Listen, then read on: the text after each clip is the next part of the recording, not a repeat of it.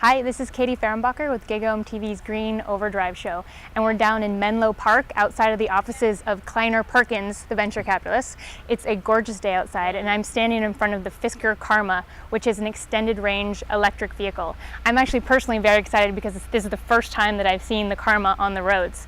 And we're about to see Ray Lane, Kleiner Perkins' partner, receive the keys for the first time and drive it off. And this is pretty much the second car from Fisker to be on the roads. The first one was probably for Leonardo DiCaprio.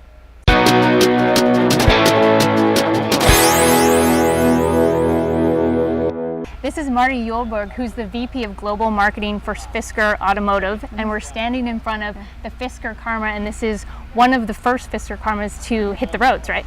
It is, and we're excited. Ray Lane took the keys today, and Ray Lane is our chairman of the board, and he has been a prominent fixture in everything that we've done over the past years, and so we're excited. We gave him the first car. And what would you say to people who are interested in buying one of the luxury EVs, why they should buy the Karma and not like the Tesla Roadster or the... Well, the Tesla Roadster is a very different vehicle.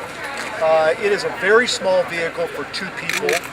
All Roadsters are very different vehicles. It's a very small market. It's very hard to get in and out of. It's a very, very small, very fast car. It's all electric. Okay, so you have when you're out of juice, you're out of juice. You have no choice but to charge this car, to charge the Tesla, and I don't think this doesn't compete with the Tesla Roadster at all.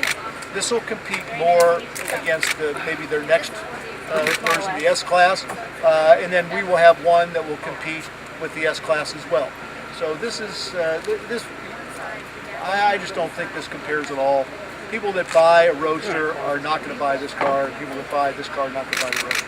Tell me about some of the stats of the car. I mean, you're talking about the range, the price. You're telling me about the amazing paint job. Yeah, perfect. Okay, so this vehicle is, it's from a perspective, it's stealth and sport mode. So basically you have a vehicle that drives on battery and you also have gas. So what we're providing you is really freedom of range. So if you're driving and you run out of battery power, you still have gas. So this is the extended range electric car, kind of like the Volt. Exactly. A little bit different than the Volt, but conceptually, yes. I mean, what we've got from a customer perspective is we allow them the choice. So if they want to drive in stealth mode, so if they always want to be in battery mode, zero impact, zero emissions on the environment, they can. It's 50-mile range on that, 250 miles on the gas. But what happens is you've got an internal combustion engine up front, a battery tunnel generator that runs down the center, and two electric motors in the back.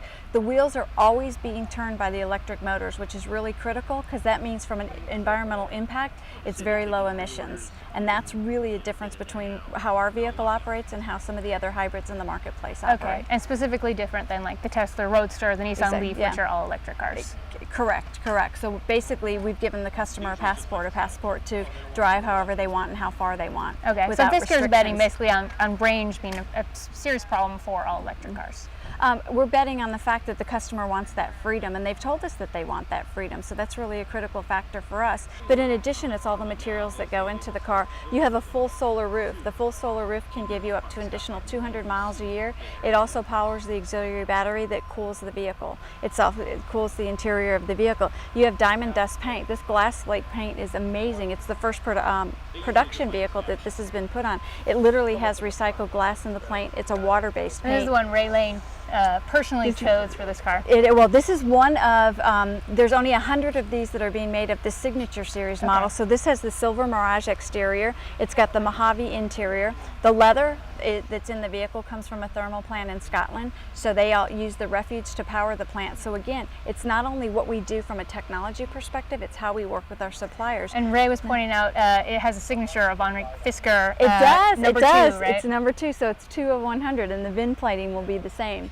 And then number 1, I was hearing Leonardo DiCaprio had that one. That'd probably be a pretty good guess, I would think. Okay. That'd be a pretty good guess.